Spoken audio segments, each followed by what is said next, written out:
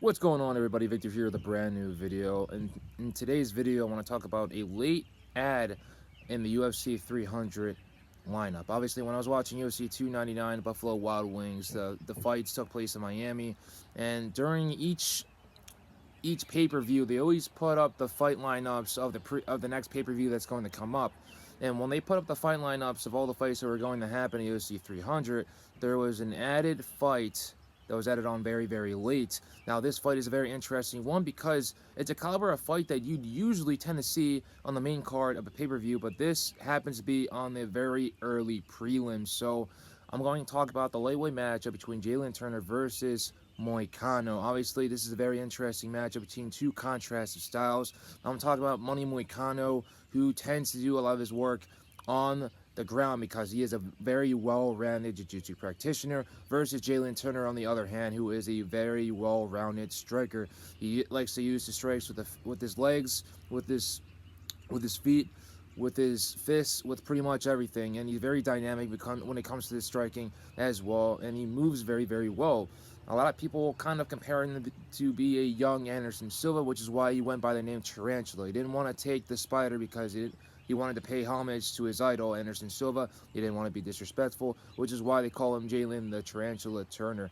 Now, the thing that I like the most about this fight is that you can pretty much see it go anywhere. It can be on the floor, it can be on the feet, it can be against the cage. Both these individuals are not the type to go all 3 rounds or go all 5 rounds, depending on what it is.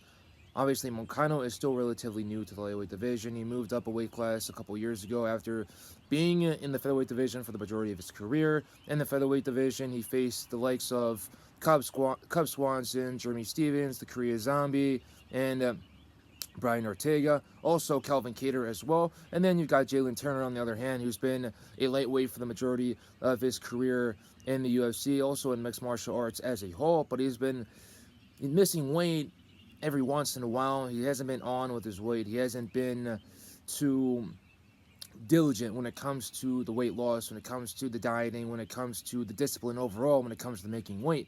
That's your job as an athlete, as a mixed martial artist, as a combat sports athlete. You have to make weight no matter what, and he's been having a lot of trouble doing so. When he fought Dan Hooker, who was one of his previous opponents, he's also gone on to face Mateus Gamrot and Bobby Green and Matt Frivola and many, many other more in the lightweight division. But when he went on to face Dan Hooker, he missed weight, and I believe it was a very hard weight cut for him to make, because you saw that he started very, very fast in the first round against Dan Hooker, and as the fight went on, he started to fade and fade and fade nice and slowly because of how hard the weight cut was. When you make weight in a bad way, or when you're cutting weight and the weight cut isn't going as planned, it basically dictates how your energy levels are going to be going into a fight the day before, or 2 days, or in 2 days later, depending on when everything happens. Obviously, you have the weight cut go down on Thursday. You're supposed to make weight on Friday. You're supposed to fight on Saturday. So obviously, you have 24 hours to be able to rehydrate, to get all that food back in your body. A lot of athletes usually tend to gain 10, 15, even 30 pounds within 24 hours, which is absolutely insane depending on who you are. But what I really like about this matchup is because I can see it standing on the feet. Jalin Turner is most likely going to come out hot. He's going to strike Moicano. He's going to piece him up a little bit. Moicano is going to realize that he's not going to be as good as on the feet as he would like to be, so he's going to try to take it down to the ground. Obviously, there have been people that have been able to take Jalin Turner to the ground before, Mateus Gamrot being one of them. When Jalin Turner did face Mateus Gamrot, he had a lot of success on the feet. Mateus Gamrot thought, I won't be able to win this on the field. I'm going to have to take it to the ground no matter what. It's exactly what he did, and that's how he won the fight. That's going to have to be one of the main keys to victory for Money Moicano. He's going to have to take this fight to the ground, because I do not see him winning it on the feet. And if I'm Jalin Turner as well, be very, very, very careful in the crucial clinch positions, because these fighters are definitely going to get close to each other. They're going to engage in the clinch, and Moicano is going to try to decrease levels, try to go in for a double leg or a single leg, and try to take Moicano down. Maybe even his foot sweep. You never know. There's so many different takedowns that a fighter can be able to use in order to utilize his jiu-jitsu. But if I'm Jalin Turner, You're going to want to sprawl. You're going to want to maintain the distance no matter what, because he's going to have a 5-inch reach advantage going into this fight, which is very crucial and it's very, very big. Utilize the distance, and as long as you're utilizing the distance, you'll be able to see any takedown attempts coming from a mile away. As soon as that happens, sprawl as fast as possible. Be very heavy with your hips and use the wizard. The wizard is absolutely key when it comes to defending takedowns, and it's very crucial when it comes to fights that might go down to the wire. Obviously, some fights are back and forth, and sometimes one takedown or two takedowns may dictate who will win the fight. So if I'm Jalin Turner, I'm practicing the sprawls. I'm getting heavy with the hips. Obviously utilizing the wizard to the best of my ability to keep the fight on the feet. I'm blasting Moicano with leg kicks because Moicano is a tall and lanky individual, just like Jalin Turner, even though Jalin Turner is going to have a couple inches when it comes to his height when the fight happens. But you're blasting the leg kicks. You're also blasting the head kicks as well, and you're blasting body kicks. You want to keep it nice and mixed up. You don't want to hit one target the whole entire time, because as soon as Moicano ends up checking one of the kicks, it's going to have a lot of damage as well on Jalin Turner. Now, if I'm Moicano and I'm going to stand up for the time that he's going to stand up for, I'm going to want to have some lateral movement. I'm going to want to move to the left. I'm going to want to move to the right. I'm going to want to move backwards at time, but never have my back against the cage. I want to keep this fight in the middle of the octagon, and I'm going to try to get as close to Jalin Turner as possible, because he's going to have a very sizable reach advantage. I'm going to get nice and gritty. I'm going to try to go in there and get into the clinch. While I'm in the clinch with him, I'm going to try to hit him with some knees, and I'm going to try to hit him with some elbows as well. But that's going to have to happen against the fence, where Jalin Turner won't be able to back up anymore.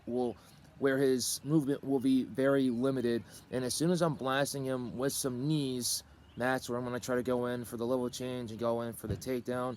If the takedown isn't going to work, if I'm going in for a double leg, and Jalin, obviously, he's sprawling, he's got heavy hips, and he's blasting me with elbows, a lot of fighters tend to make the mistake when they're going in for a double leg. And this is what happened with the Geraldo Almeida versus Curtis Blades fight. Almeida went in for a double leg takedown. Blades was sprawling very hard, heavy with the hips, and he started elbowing Gelatin very, very hard to the side of the head, obviously the side of the face, right on the ear, this little section right here. And Gelatin, instead of disengaging, getting back on his feet and restarting, he just stayed in that position and let Curtis Blades tee off of him. If I'm Moicano, I'm not letting that happen. If I'm in a position like that, I'm disengaging, I'm letting go of both the legs, I'm getting back up on my feet, getting back in the middle of the octagon, and I'm resetting again. So those are some of the keys to victories for Moicano. Obviously, you want to be able to close the distance. You want to be able to smother Jalin Turner. You want to be able to get him to the ground, and you want to be able to be dominant on in the clinching positions. But when you get to the ground, you want to have a very nice guard. You want to try to get the full guard, and as soon as you're on full guard, blast him with as many elbows as possible, because Moicano is a gritty fighter. This fight can go either way. Like I said, it's a tale of two tapes. At the end of the day, you get a grappler versus a striker. Moicano is 34, I believe Jalin Turner is 28, so Jalin Turner is the younger fighter. You're going to see him with a good amount of energy, but this depends on which Jalin Turner is coming into this fight. Is it going to be Jalin Turner that makes weight, or Jalin Turner doesn't make weight? Obviously, we don't have to worry about Moicano making weight, because he moved up a division a couple years ago to lightweight, and he hasn't had any problems ever since. He did take a short notice fight against Rafael dos Anjos in New York a couple years ago, and that was a week's notice. He said that he was in Brazil drinking beer, eating steaks, but he still was able to make weight. So Moicano, very professional when it comes to his weight. Will Jalin Turner be able to make weight? I hope so, because if he does, he's going to have a lot of energy. He's going to have a clear head and a clear conscience, and he'll be in there at 100%. So I see this being a very interesting fight. I do not see this fight going the full distance. I believe Moicano is going to be able to get this done if he gets it on the ground. If not, then Jalin Turner will most likely be able to get that knockout, because Moicano has been knocked out before, especially with leg kicks. And when he had that fight against Fiziev, he got knocked out with a very nasty roundhouse kick. And if Jalin Turner, who is a taller, lankier individual than Fiziev, can be able to pull off the same thing, then I'm definitely utilizing that roundhouse kick to the side of the face of Moicano all day, every day, because it's going to be there. So I like this fight. I'm going to go with Moicano on this one. I'm thinking he's going to get a nice, gritty win. and I believe it's going to come in the 3rd round. I believe he's going to get a 3rd round submission, but it's not going to be an easy one. I believe the 1st round is going to be a feel-out one. The 2nd round, the intensity is going to pick up tremendously, and then the 3rd round is just going to be whoever wants it more. But I believe it's going to be Moicano. I believe he's new and improved, and he has a new sense of life. You know what I mean? I believe he has another kid on the way as well, but I could be wrong when it comes to that. But Jalin Turner, he's too inconsistent the majority of the times. He looks good, he looks bad then in the next performance. He's missing weight, and he's on weight, so I'm going to go with Moicano just because of all that. And it's going to be a good fight. I hope you guys enjoy it. I hope you guys enjoy UFC 300. It's going to be a great amount of fights. Stay safe, guys. Stay blessed. Take it easy, and happy Easter.